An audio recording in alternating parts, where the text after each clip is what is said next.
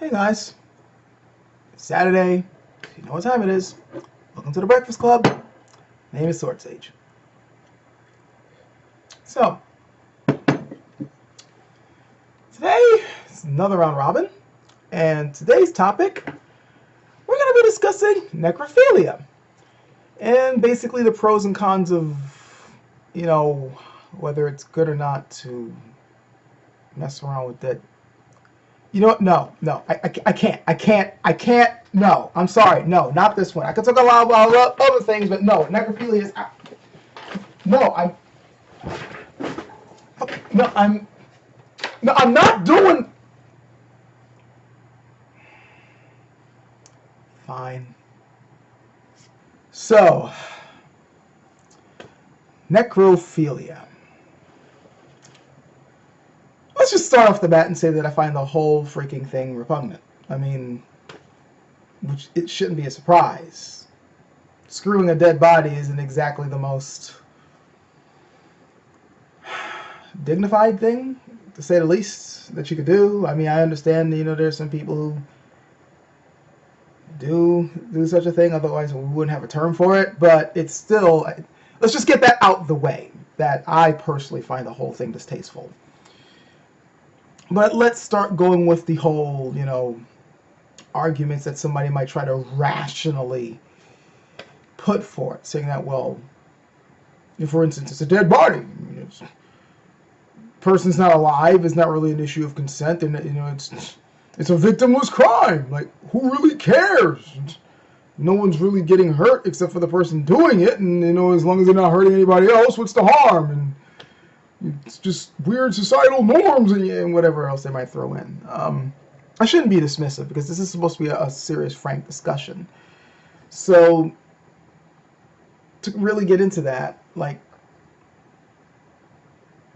if we were really going to dive into it, what really is the problem with it?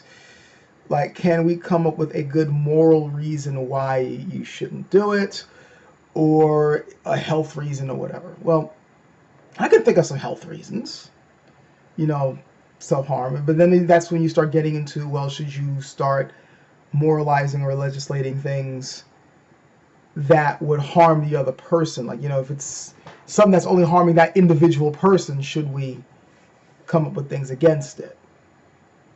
In some cases we do, but that goes back into what I think is at the core of this, and whether or not it's something that we should accept in a society.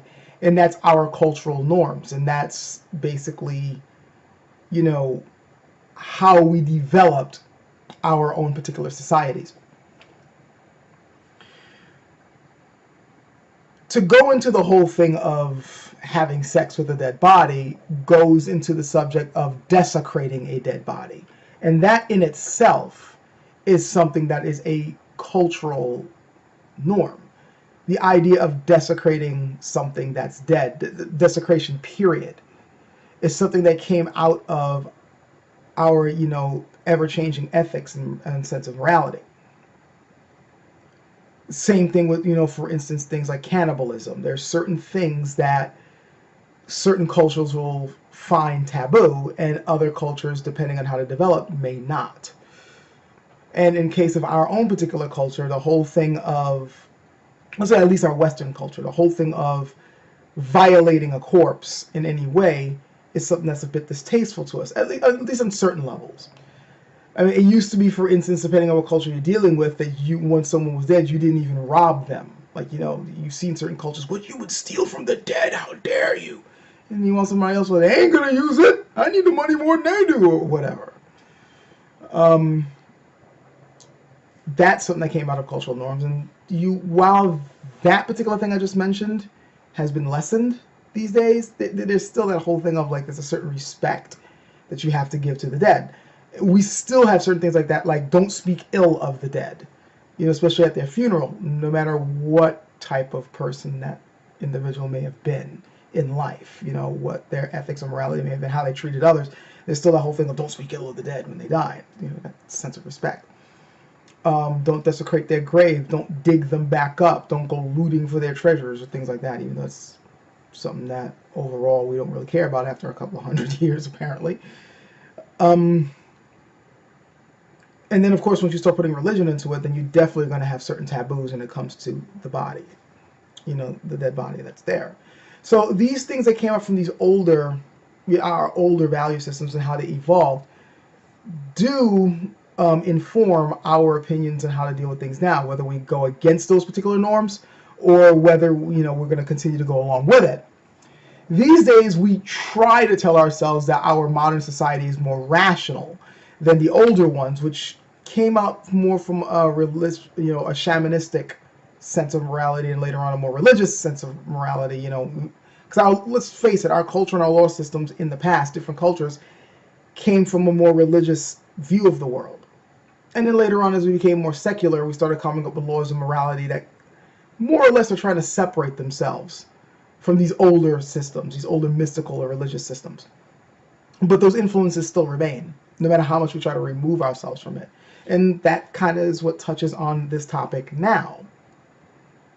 Whether or not, this is something that should be considered taboo. And just hearing of the topic of just, fucking a corpse, you're just like, yeah, you just instantly, you instantly kind of, many people will get the heebie-jeebies just thinking about it. But then we have to ask ourselves, is that something that's a natural instinct? Which I would like to lean toward and say yes, but then I also, if I'm going to be honest with myself, I also have to ask, is that something that's a natural instinct, or is that a cultural one? Is that something that's been ingrained where you just don't do that? I would like to think it's a mix of both, especially kind of leaning toward the first part, because, talking about, I don't know what the viewers and, I don't know what your family upbringing was like, but I don't remember a don't fuck a corpse lesson ever growing up from my parents. It's not exactly a subject that comes up. It's kind of something that just seems to be sort of understood. I'm pretty sure the topic will come up every now and then, but it's more something like, necro what? Oh, what the fuck? It's not something that, you don't, it's not exactly something that you would see in a G.I. Joe cartoon, like don't steal, don't, it's not part of the now segment at the end of those cartoons. And if we're going to be talking in terms of natural instincts, well, remember, one of the main reasons why we have sex in the first place is to procreate. You can't exactly procreate with a corpse. Our drive to, sleep with one another comes from that need to breed. And while I am not going to be saying that, okay, well, you can't breed with a corpse, therefore it's wrong, because then that opens up a whole host of other uncomfortable, subjects with that. There's plenty of, let's face it, we have sex for more than just procreation. It's become, an enjoyable activity, a way to pass the time, a way to relieve stress, a way to relate with one another. And I'm one of those people that actually believes that it's not just some side activity, it's a need. And there are certain, stresses and certain mental and emotional problems that can come with not being able to find somebody who you can connect with in that intimately physical sort of way. Being able to do that with a corpse opens up a whole host of uncomfortable questions about that individual's mind state. And there's a reason why I'm pretty sure that there are people who would kind of consider that something on the insane levels of, mental development and mental activity and functioning. So this is something that I'm kind of going around in circles about this, kind of touching on what's informing our opinion and whether or not this is something that's, if not necessarily okay, but not necessarily a big deal. I'm personally thinking that we're just going to have to reconcile with the fact that a lot of this is stemming from our need to be somebody who's actually alive to enjoy that, activity with, and just our own cultural concepts of how to deal with the dead. There's a mix of that. We can't exactly escape from how our culture's developed and some of the laws and ideas of life and death that we've developed over the past and what we're dealing with right now. No matter how secular we may end up being or becoming, we can't separate from that. And that is going to inform our decisions on this. Ultimately, I'm thinking that, as far as propelling society forward, as far as being able to relate with one another in different positive ways, and of course, straight up procreation, sleeping with the dead is probably not exactly a good thing for society. Now, notice what I said. I didn't just simply say that it's something just purely about procreation, because that's not the main reasons why we have sex with each other anymore.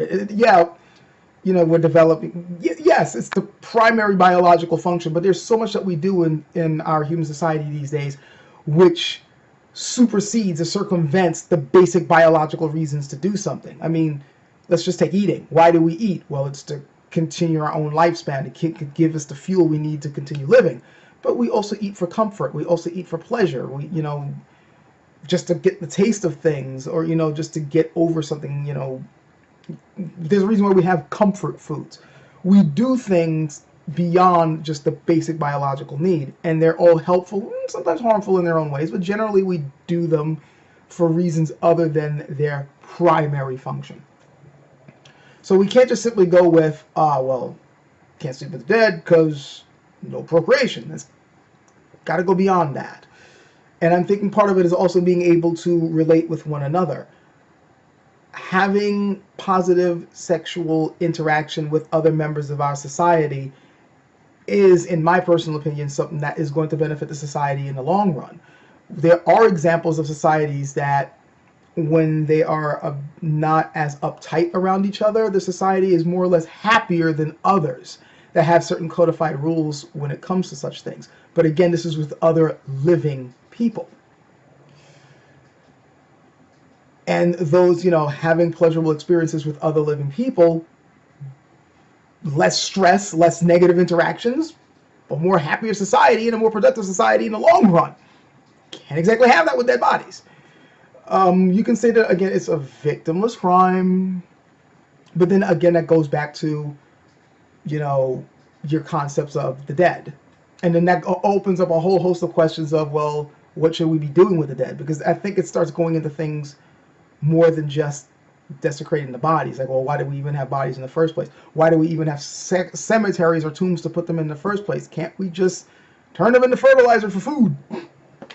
I know that's a very extreme example, but that's something that I've heard from other people saying that what's the point of burying them when we can put them into the ground and let nature take its course and help it to fertilize the soil for, keep the cycle of food and life going. So other people will say that, you're using up a whole lot of land that could be used for farming, that could be used for other things, housing and all that. You could just cremate bodies and there you go. Taking the body, some people may even say that could help get rid of the whole necrophilia problem, because you get rid of the bodies and there's less chances of people doing that. But you see how this is also kind of tying into our concepts of what to do with the dead, and our ideas of how to deal with the dead are informed by our past cultural, and religious viewpoints of what happens in life and death. So this might be just my own rambling way of saying that there is no right answer to this, but this is supposed to be a discussion. And in discussions, we're going to be giving our positions and our opinions. And my particular opinion is, in the long run, I don't think it's beneficial for society, because we're in our society and human beings coming together to help out one another. That's the reason why we form societies in the first place. Human beings can't really survive that well on the planet on their own. We thrive in groups. Our ideas grow in groups. Our, accomplishments happen through us coming together, because we are social creatures, and social creatures do have to interact with one another. And when they interact with one another positively, in ways that benefit each other, it's better for the individual, and it also benefits the society. It becomes a cyclical thing. You can't have that with the dead. You just can't. And that alone is for me to go, then that's probably not an activity that we should be engaging in. Just on that level. So, yeah. Interesting topic. I will admit that it's definitely an interesting topic to talk about. But that is my own viewpoints on it. I look forward to seeing the rest of the responses on this. For those of you watching this, be sure to check out the next video on this, and yeah, catch you guys later.